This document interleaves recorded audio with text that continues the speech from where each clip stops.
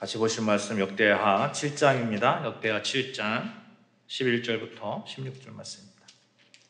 같이 한 목소리로 합독합니다. 시작. 솔로몬이 여호와의 전과 왕궁 건축을 마치고 솔로몬의 심중에 여호와의 전과 자기의 궁궐에 그가 이루고자 한 것을 다 형통하게 이루니라. 밤에 여호와께서 솔로몬에게 나타나사 그에게 이르시되 내가 이미 내 기도를 듣고 이곳을 택하여 내게 제사하는 성전을 삼았으니 혹 내가 하늘을 닫고 비를 내리지 아니하거나 혹 메뚜기들에게 토산을 먹게 하거나 혹 전염병이 내 백성 가운데에 유행하게 할 때에 내 이름으로 일컫는 내 백성이 그들의 악한 길에서 떠나 스스로 낮추고 기도하여 내 얼굴을 찾으면 내가 하늘에서 듣고 그들의 죄를 사하고 그들의 땅을 고칠지라. 이제 이곳에서 하는 기도에 내가 눈을 들고 귀를 기울이리니 이는 내가 이미 이 성전을 택하고 거룩하게 하여 내 이름을 여기에 영원히 있게 하였음이라. 내 눈과 내 마음이 항상 여기에 있으리라. 아멘. 우리 삶 가운데서 늘 평안함을 주시는 우리 여호와 하나님을 찬양합니다. 오늘 여러분 예배 자리에 나오셨는데 하나님과 동행하는 삶 가운데서 주시는 또 위로와 평강과 능력이 늘 항상 함께 하시기를 주님의 이름으로 축원합니다. 아멘.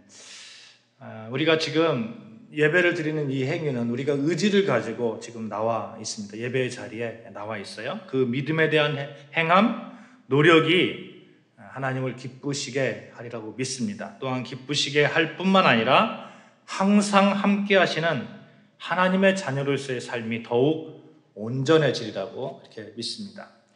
여러분, 예배를 드리기 위해서 교회에 나온 것 참 잘하신 것입니다. 교회는 하나님의 임재의 상징이고 교회는 예수 그리스도가 머리가 되셔서 친히 세워주신 것입니다. 마태복음 16장 18절에 보시면 주는 그리스도시요 살아계신 하나님의 아들이십니다. 이런 그 베드로의 고백이 있잖아요. 이 고백 위에 예수님께서 이런 말씀하십니다. 내가 이 반석 위에 내 교회를 세우리니. 교회를 누가 세웠다고요? 예수님께서 세우셨다고요. 사람이 세운 게 아닙니다. 교회는 하나님의 영광이 나타나는 곳이고 예수님께서 세워주신 곳입니다. 그렇기 때문에 교회를 우리가 잘 지켜야 되고 사랑해야 하는 곳이고 죽는 순간까지 함께해야 하는 곳입니다. 예수님이 교회의 머리 되시고 그 안에서 또한 하나님의 영광이 나타나는 것입니다. 우리가 교회에 모여서 지금 하나님께 온 성도들이 힘을 모아서 예배를 드리고 있어요. 또 하나님께 기도하며 찬송합니다. 또 교회에 모여서 우리는 그리스도인의 삶의 시작을 하고 있습니다. 사랑하는 여러분, 무엇보다도 이 예배의 자리를 소망하시기를 축복합니다. 아멘. 언제 어디서나 우리가 예배자의 삶을 살고 기도자의 삶을 살고 예수 제자의 삶을 살고 있지만 초대교회 성도들이 안식 후 첫날 모여서 예배하고 찬송하고 하였듯이 그렇게 우리도 힘을 다해서 모이기를 힘써야 되고 또 예배자의 삶, 기도자의 삶, 찬양자의 삶, 이 삶이 이 교회 안에서 가득하게 이루어져야 합니다. 그리스도인은 교회와 함께 해야 함이 옳습니다. 이것이 옳습니다. 코로나19로 인해서 지금 한 3년 정도 지났죠? 3년 정도 지났는데 그 가운데 많은 그리스도인들이 교회에 안 나가는 현상이 이렇게 발생했어요. 이런 분들을 가나안 성도다 이렇게 이야기합니다. 개신교 신앙을 갖고 있지만 교회에 나가지 않는 교인들을 말해서 가나안 그런 성도다 이렇게 하는, 가나안이라는 말을 거꾸로 하면 어떻게 되죠? 안 나가 이런 말이 되잖아요. 안 나가는 성도다 이런 그 언어적 유의, 언어 유의를 가운데 쓰여지는 말입니다만 언제 쓰여졌는가 보니까 함석헌 씨의 글에서 그 기원을 찾기도 합니다. 언제부터 쓰여졌건 또 지금 쓰여지고 있는 말이라 하더라도 저는 이 가나안 성도라는 말을 좀 더 이상 안 썼으면 좋겠다 하는 그런 생각을 가지고 있는 사람 중에 하나입니다. 가나안이라는 말이 여러분도 아시다시피 하나님께서 아브라함 시절부터 히브리 민족에게 주시기로 하는 그 약속의 땅입니다. 젖과 꿀이 흐르는 땅으로 가나안 땅을 소개하고 있어요. 그래서 가나안은 우리는 축복의 땅으로 인식하고 있는 겁니다. 그런데 가나안 성도라 하면 왠지 괜찮은 말 같잖아요. 괜찮은 말로 포장됩니다. 그래도 될 것 같은 그런 뉘앙스를 주고 있어요. 사랑하는 여러분, 그리스도인은 교회와 함께함이 마땅합니다. 예수님을 믿는 자에게는 예수님께서 세우신 교회와 함께함이 너무나 당연한 거예요. 초대교회 때에도 신앙의 선조들은 어떻게 해서든지 교회를 세우려고 했습니다. 바울을 선교할 때마다 교회를 세웠어요. 선교할 때마다. 그 교회를 지키려고 힘을 다했습니다. 단언컨대 말이죠. 신앙생활에서 교회를 잃어버리면 언젠가는 그 가지고 있던 믿음마저도 다 잃어버립니다. 한 기독교 교단 신문을 제가 보니까 코로나19로 인해서 개신교 인구가 한 15% 정도 떨어졌다고 그래요. 그 중에서 소위 가나안 성도들이 2023년도에 거의 한 30% 정도 된다고 하는 겁니다. 그리스도인이라고 말하는 분들 중에 10명 중에 3명이 교회 안 나가는 거예요. 기독교인을 전체 인구에 좀 낮게 잡아서 한 15% 정도 이렇게 본단 말이에요. 그러면 2023년도 1월에 우리나라 총 인구가 5,143만 명 중에 그리스도 인구가 771만 명입니다. 이 771만 명 중에 무려 226만 명이 교회를 안 다니는 거예요. 청년들은 더욱 심각해요. 아니, 교회 안 다녀도 된다는 거예요. 10명 중에 4명, 거의 절반 이상이 교회를 출석하지 않고 있습니다. 어마어마한 숫자예요. 조금만 무슨 일이 있으면 교회 안 나가는 거예요. 그런데 이들이 교회를 안 다니는 이유가 뭔지 아십니까? 여러 가지 이유가 있는데 교회에 대한 불만, 성도 간의 갈등, 여러 가지 이유를 댑니다. 그런데 깊숙하게 물어보니까 자유로운 신앙생활을 위해서, 이게 30%예요. 이분들은 그래도 좀 양심적이에요. 자유로운 신앙생활을 위해서 양심적이에요. 다른 분들 교회에 대한 불만, 성도 간의 갈등 이런 얘기를 하는 분들 자세히 돌아보면 결국에는 자유로운 신앙생활을 위해서 나가지 않는 겁니다. 교회에서 갈등이 있어요. 교회에서 갈등이 있으면 그 갈등을 해결하고 그 가운데서 예수 그리스도의 제자로 성장해 가려고 하는 그런 노력이 있어야 되잖아요. 그런 노력을 하지 않는 거예요. 결국 뭐예요? 자유롭게 편안하게 신앙생활 하겠다는 거예요. 저는 간절히 바라기는 잠시 교회 밖에 계신 모든 분들이 교회 안에서 함께 모여 하나님을 찬양하고 기도하며 예배하는 그날이 속히 한국 땅에 임하기를 바라고 원하고 기도합니다. 교회를 잃어버린 분들, 가난한 성도들, 하루빨리 교회와 함께하는 회복의 은혜가 있기를 주님의 이름으로 축원합니다. 아멘. 또한 이 자리에 예배하는 예배하는 여러분과 저 일평생 동안 교회 안에 거하시기를 주님의 이름으로 축복합니다. 어떠한 일이 있더라도 교회를 떠나면 안 됩니다. 다윗은요, 시편 84편 4절에 주의 집에 사는 자들은 복이 있나니 그들이 항상 주를 찬송하리이다 말씀합니다. 주님을 항상 찬송하는 그 일 가운데 주님의 집에 사는 자들이 복이 있다는 거예요. 그들은 늘 주님을 찬송합니다. 우리가 교회 안에서 신앙생활을 한다는 거, 그것처럼 큰 복이 없음을 기억하면서 끝까지 주님의 전에서 주를 찬양하는 여러분과 저 되자는 겁니다. 그런 결단이 있어야 되겠는 거예요. 혹시나 우리 주변에 교회를 떠나서 교회를 잃어버린 분들이 계시다면 그분들이 빨리 회복할 수 있도록 우리가 최선을 다해서 끝까지 그들을 놓지 않고 기도하는 자세, 그것도 또 우리에게 주신 하나님의 우리에게 맡겨진 그 사명, 소명이라고 믿습니다. 교회를 잃어버렸다고 느껴진다면 찾으면 되는 거예요. 찾으면. 회복하면 되는 겁니다. 그렇게 노력해야 되는 거예요. 그래야 찾을 수 있고 회복할 수 있어요. 교회는 그리스도인이 출생한 고향이고 이 세상 끝나는 날까지 함께할 집입니다. 사랑하는 여러분, 자유로운 신앙생활을 위해서 혹은 교회에 대한 실망으로 인해서 교회를 떠난 분이 참 많이 있습니다만 이것들이 다 마귀의 관계가 판을 치는 그 세상 속에서 우리가 살고 있는 가운데 잠시 우리가 실족했다고 이렇게 생각해야 될 줄로 믿습니다. 사단은 말이죠, 끊임없이 교회를 향한 수많은 안 좋은 일들을 생산합니다. 그래서 교회와 그리스도인을 자꾸 분리시키려 하는 거예요. 아, 교회 안 나가도 돼. 교회 안 나가도. 네가 하나님 믿으면 되잖아. 너 믿고 있잖아. 너 안 나가도 돼. 이게 마귀의 사단의 그런 계략이라는 거예요. 어느 한 광고회사가 수십 명을 상대로 실험을 한 적이 있어요. 영화를 틀어주잖아요. 영화를 이렇게 틀어주면서 1초에 그 사진이 이렇게 돌아가는 그 컷 수가 24장의 사진이 이렇게 지나갑니다. 1초에. 그러니까 순식간에 지나가죠. 그 사이사이에 코카콜라 광고를 삽입을 했어요. 먹고 싶은 그 코카콜라를 넣은 거예요. 한여름에 이렇게 시원하게. 이게 보고 난 다음 영화를 본 사람들 중에 많은 분들이 영화를 끝나고 나서 코카콜라 먹고 싶다는 거예요.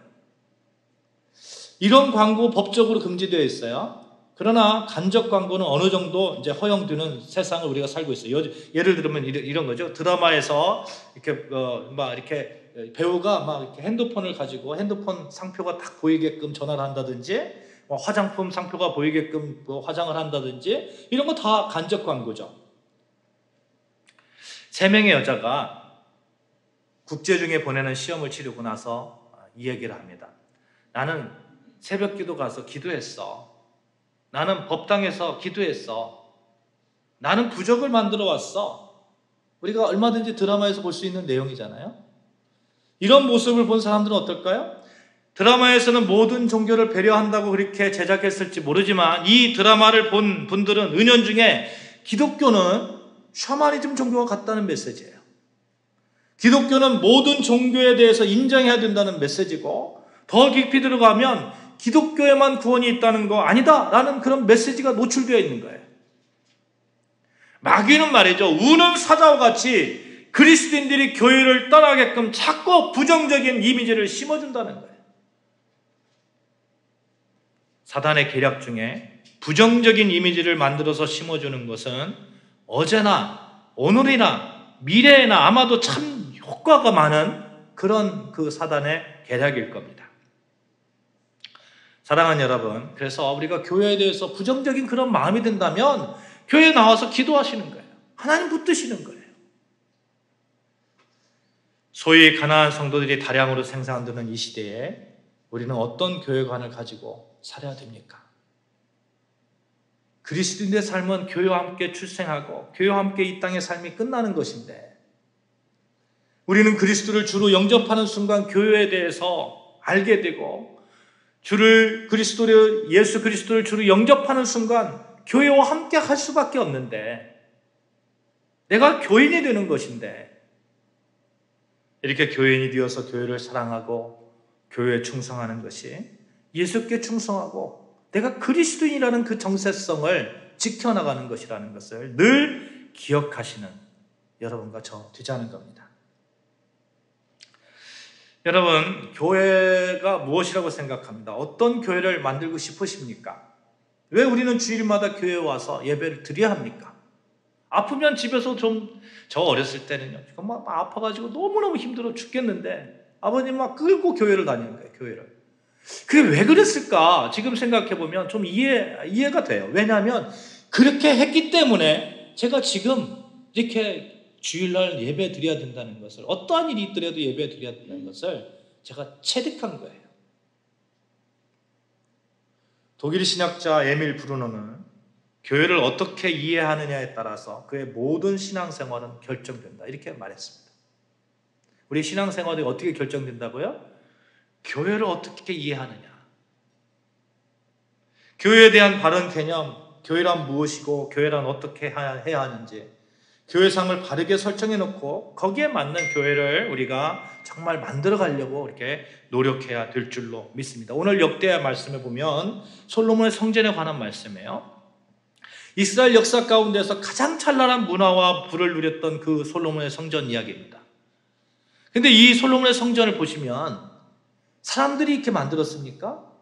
솔로몬이 만들었어요? 아니요. 하나님께서 솔로몬 성전, 그 성전을 지을 수 있도록 하나님께서 허락해 주셨어요. 흔히 사람들이 이렇게 생각해요. 교회는 사람들이 필요에 의해서 만든 거야. 근데 그렇지 않습니다. 성경에서 분명하게 말씀하고 있어요. 하나님께서 성전을 지으라고 말씀하셨어요. 하나님께서.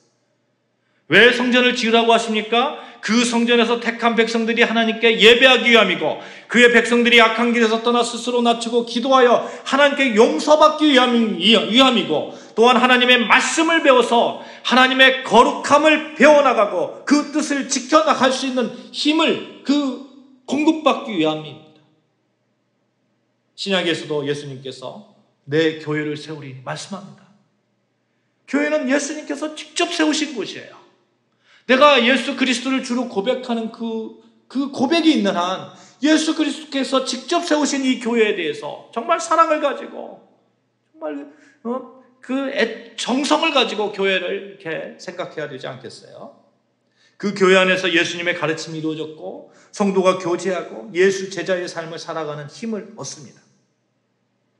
그래서 구약의 성전의 역할을 신약의 교회에서 우리가 그대로 이어받고 있는 거예요. 어떤 분들은 그렇게 얘기해요. 아니 구약에는 성전이 있지만 신약에서는 우리가 모여있는 예수 그리스도를 주로 고백하는 사람들의 모임이 교회니까 교회 건물은 필요 없다 이렇게 말씀하시는데 그렇지 않습니다.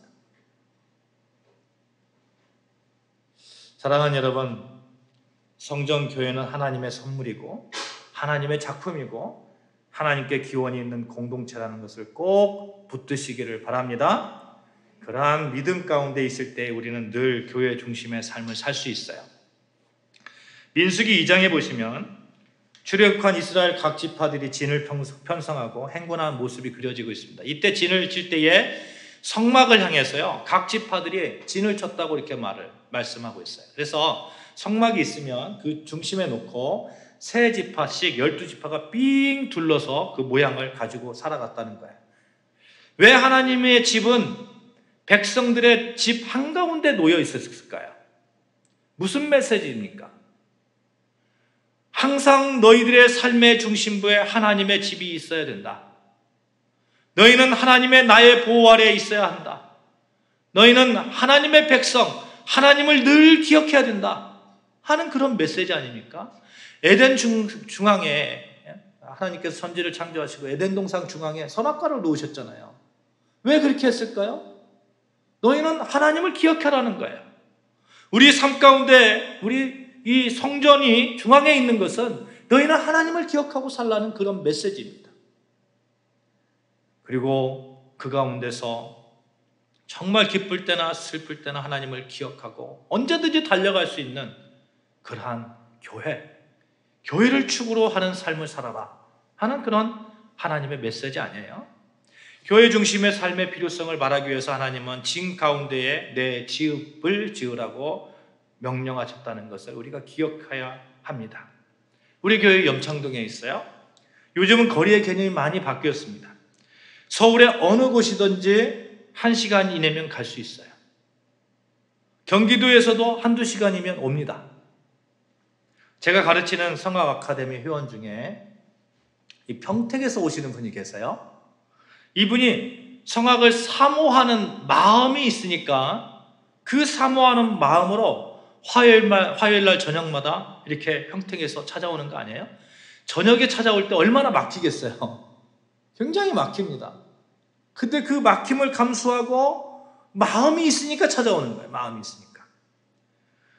또 성악 아카데미 하시는 분이 사모님이 계시는데요. 이분이 목사님께서 소천하셨어요. 홀 사모가 홀로 사십니다. 이 감리교 사모님이신데 감리교회는 홀로 드신 그 사모님들을 위한 교회가 천안에 있다고 하는 거예요. 천안에. 주일마다 천안으로 간다는 거예요. 천안으로. 무슨 말입니까? 그만큼 현대사회에서 교회가 장소적으로 어디에 있느냐가 그렇게 중요하지 않다는 거예요. 누구나 1-2시간이면 그곳까지 갈 수 있습니다. 삶의 거리가 많이 좁혀졌어요. 우리는 이제 어느 지역에 살든지 교회를 삶의 중심에 둘 수 있는 거리에 살고 있는 거예요. 마음만 먹으면 언제든지 달려갈 수 있어요. 그래서 여러분 마음이 중요한 거예요. 마음이. 에덴 동산에 선악과가 있듯이 생명나무가 있어서 하나님을 늘 기억하며 사는 그러한 그 삶의 자세가 있었듯이 우리의 마음의 중심에 교회를 두고 사느냐 하는 그 문제라는 거예요. 사랑하는 여러분, 여러분의 마음의 중심에 우리 아름다운 교회가 중심이 되시기를 주님의 이름으로 축원합니다. 아멘. 그렇게 마음의 중심에 교회를 두고 계신 분들이라면 교회를 향한 그 정성이 가득할 수밖에 없습니다. 역대하 3장에 보시면 솔로몬이 이렇게 성전을 건축할 때 어떤 정성을 하였는지 기록되어 있어요. 한마디로 말이죠. 최고의 것으로 성전을 건축했어요. 현관 안쪽 벽을 순금으로 입혔다고 그랬어요. 성전 본당 벽에 잣나무 관자를 대고 순금을 입혔다고 했어요. 그리고 보석으로 아름답게 성전을 꾸몄다고 그랬어요.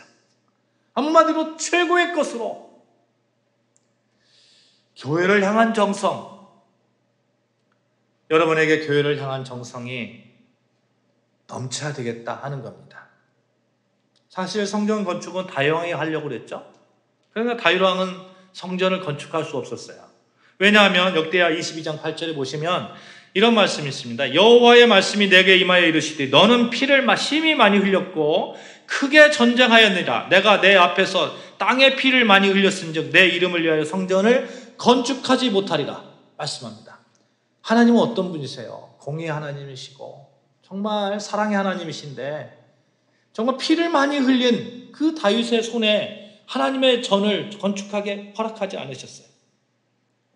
성전을 짓고 싶었는데 하나님께서 허락하지 않으시니까 다윗은 정말 최선을 다해서 최고의 것으로 성전을 건축할 필요할 모든 것들을 준비했습니다. 이 다윗의 준비에 솔로몬이 온갖 정성을 다해서 이제 성전을 건축하지요. 그렇게 성전을 다 건축하고 계획했던 일을 무사히 마치고 하나님께 성전 봉헌 기도를 드리고 난 후에 하나님께서 나타나셔서 말씀하신 내용이 오늘 본문 말씀이에요. 하나님은 솔로몬에게 말씀하신 그 말씀에서 교회를 향한 하나님의 뜻을 우리가 알 수 있다는 거예요. 보세요. 12절 말씀 같이 공독합니다. 12절 말씀 시작. 밤에 여호와께서 솔로몬에게 나타나사 그에게 이르시되 내가 이미 내 기도를 듣고 이곳을 택하여 내게 제사하는 성전을 삼았으니 어떤 곳이라고요? 제사하는 성전이라고요. 제사하는 성전. 제사는 하나님과 인간이 만나게 하고 하나님의 뜻을 알게 하고 하나님께 우리를 알리는 그런 행위가 이루어집니다. 하나님은 이 성전에서 하나님을 만나는 일, 그 일을 허락하셨다는 거예요. 그래서 교회에서 예배는 반드시 드려져야 됩니다. 만약 예배가 없는 교회다? 그러면 교회가 아니죠. 예배당은 교회처럼 이렇게 막 지어놓고 그 안에서 예배는 안 드리고 결혼식만 한다? 그러면 예식장이죠, 예식장. 그렇죠? 하나님과의 만남이 있어야 돼요. 예배 가운데 하나님께 나아가며 하나님의 뜻을 하며 하나님의 소명을 다시 세상에 나아가게 하는 그런 힘을 얻습니다. 사랑하는 여러분, 이 교회 안에서 우리가 예배 드리는 이 예배의 행위 얼마나 귀하고 값진 것인지 모릅니다. 예배 속에는 인간의 자기 죄에 대한 고백이 있어요. 나는 죄인입니다. 하나님, 나는 죄인입니다. 하나님, 내 죄 대신 이 짐승의 피를 바칩니다 하는 자기 겸손과 자기 고백이 있습니다. 동시에 하나님이 죄인을 만나시는 희생적 은총이 있는 거예요. 우리 죄인됨의 고백과 하나님의 낮아지심의 희생의 은총이 만나서 불꽃을 일으키고 그곳에서 뜨거운 회복과 은혜가 넘치는 그것이 바로 예배입니다. 그래서 늘 우리는 예배를 삼아야 돼요. 이 예배 가운데 예수 그리스도를 믿음으로 말미암아 하나님께서 죄를 사해 주심을 확인하는 것이고 희생의 피로 죄 씻음 받음을 감사하는 것이고 완전히 죄 사함 받은 자로 서서 하나님을 만나는 것입니다. 이 예배의 받으심, 하나님은 이 교회 가운데서 원하시고 허락하셨다는 것입니다. 사랑하는 여러분, 우리는 예배를 받으시기 원하시는 하나님 앞에서 예배 드림에 최선을 다해야 될 줄로 믿습니다. 그리고 예배 드릴 수 있는 이 장소를 허락하심에 또한 감사하는 것입니다. 성전을 건축하기 전에도 이스라엘 백성들이 하나님께 제사를 드렸어요. 그렇죠? 성전 건축 안 했다고 제사 안 드린 거 아니잖아요. 기도했습니다. 찬양도 했어요. 그런데 하나님께서 오늘 성전 건축을 마치고 봉헌 기도한 솔로몬에게 내가 제사하는 성전을 삼았다 이렇게 말씀합니다. 하나님은 어디에서나 예배를 받으시는 하나님이십니다. 분명 맞는 말씀입니다. 우리 또한 모든 삶의 현장에서 예배를 드리는 예배자입니다. 그러나 특별히 하나님께서 이 예배의 장소로 지어주신 이 교회의 의미를 우리가 다시 생각하자는 거예요. 교회의 머리 되신 예수님의 희생의 피로 우리가 죄 씻음 받았고, 그 죄 씻음 받은 자로서 하나님과 만남을 이룬 이 성전, 교회, 예수 그리스도가 머리 되신 이 교회, 예수님께서 친히 세우신 이 교회, 이 교회를 허락하신 우리 하나님께 감사하는 여러분과 제가 되어주시기를 주님의 이름으로 축복합니다. 아멘. 다음으로 이 교회는 하나님의 뜻을 알게 하고 그 가운데 회복이 이루어지는 곳입니다. 하나님은 우리를 알게 하시고 회복시키기 위해서 이 교회를 여러분과 저에게 허락하셨어요. 다윗이 시편 73편에 보면 이런 말을 하는데요. 다윗이 고민이 참 많았습니다. 왜 악인들이 형통할까? 왜 그들은 죽을 때에도 고통 없이 죽고 좀 힘이 강건할까? 라는 고민이 있었어요. 이런 고민 가운데 다윗이 고백하는 말이 시편 73편 17절 말씀에 기록되어 있는데, 다윗이 이렇게 고백합니다. 하나님의 성소에 들어갈 때에야 그들의 종말을 내가 깨달았나이다. 다윗이 깨달았다는 거예요. 어디에서요? 성소에서, 교회에서 깨달았다는 거예요. 온갖 불합리, 왜 오만한 자들이 잘 사는가, 왜 비겁한 자들이 넘쳐나는가, 세상의 모든 모순들이 성소에 들어옴으로써 깨달았다는 거예요. 세상을 바라보고 문제의 본질을 직시할 수 있는 안목이 성전에 들어옴으로써 생겨났다는 겁니다. 우리들은 무슨 문제가 발생하게 되면 원인을 추론하고자 하잖아요. 이것은 이성을 가진 인간이 당연한 그런 일입니다. 본문 13절 보시면, 혹 내가 하늘을 닫고 비를 내리지 아니하거나, 혹 메뚜기들에게 토산을 먹게 하거나, 혹 전염병이 내 백성 가운데 유행하게 할 때에, 혹 내가, 이런 표현이 있는데, 이 말씀은 원어적 표현으로 본다면 이런 뜻이에요. 주목하라, 들으라, 이런 뜻입니다. 그런 고난이 오면 어떠라고요? 들으라고요. 주목하라고요. 그리고 기도하라는 것입니다. 그때 문제의 본질이 무엇인지 이 예배당 안에서 하나님께서 알려주시겠다는 거예요. 15절 말씀에요. 이제 이곳에서 하는 기도에 내가 눈을 들고 귀를 기울이리니, 하나님은 무소부재하십니다. 어디 하나 계시고 우리를 눈동자와 같이 지켜주시고 그런 하나님이신데, 그런 하나님이 무엇이라고 말씀합니까? 혹 내가 하늘을 닫고 비를 내리지 아니하거나 메꾸리 떼들이 토산을 먹게 하거나, 혹 전염병이 내 백성 가운데 유행하게 될 때에, 이해하지 못하는 그런 상황들이 벌어질 때에 너희가 기도하면 내가 듣겠다. 내 눈을 들어서 내 귀를 기울여서 듣겠다. 어디에서? 이 성소에서. 하나님의 뜻을 알게 하고 그 가운데 우리가 하나님께 드리는 기도에 응답하는 보증의 장소로 하나님은 교회를 우리에게 허락하셨습니다. 내가 이곳에서 그 기도에 응답하겠다. 하나님의 말씀입니다. 그러니 여러분, 문제가 생기면요, 기도거리가 생기면 하나님이 보증하시는 이 기도의 장소, 예배의 장소에 나오셔서 기도하셔야 돼요. 무릎을 꿇고 기도하셔야 돼요. 문제가 생기면 우리가 교회를 찾아가야 되는 거예요. 알려주시겠다고 하는데, 다윗의 그 고백, 하나님의 성소에 들어갈 때에야 내가 깨달았나이다. 하나님의 성소에 들어갈 때에 내가 깨달았나이다. 이렇게 말하지 않아요. 때에야, 하나님의 성소에 들어갈 때에야. 여러분, 들읍시다. 낭망이 오고 어려움이 오고 뜻하지 않는 절망이 오면 하나님께서 무엇을 말씀하고자 하시는지 들읍시다. 어디에서? 성소에서, 교회에서, 이 아름다운 성전에서. 우리는 단지 하나님을 찾으면 되는 거예요. 기도하면 되는 겁니다. 그렇게 하나님께서 기도하라고 주신 이 장소가 이 아름다운 교회인 거예요. 14절에 보십시오. 내 이름으로 일컫는 내 백성이 그 악한 길에서 떠나 스스로 낮추고 기도하여 내 얼굴을 찾으면. 하나님을 찾는 장소, 어디에서나 우리가 하나님을 찾는 것 맞습니다. 그러나 더욱 우리가 하나님을 찾는 장소로 하나님께서 주신 이 아름다운 교회, 그래서 회복시키시고 죄사함 받고 그 은혜의 장소가 이곳 교회라는 겁니다. 사랑하는 여러분, 하나님께서 말씀하십니다. 내 눈과 내 마음이 항상 여기 있으리라. 16절 말씀이에요. 16절 말씀 같이 한번 봉독할까요? 16절 말씀 시작. 16절 말씀 시작.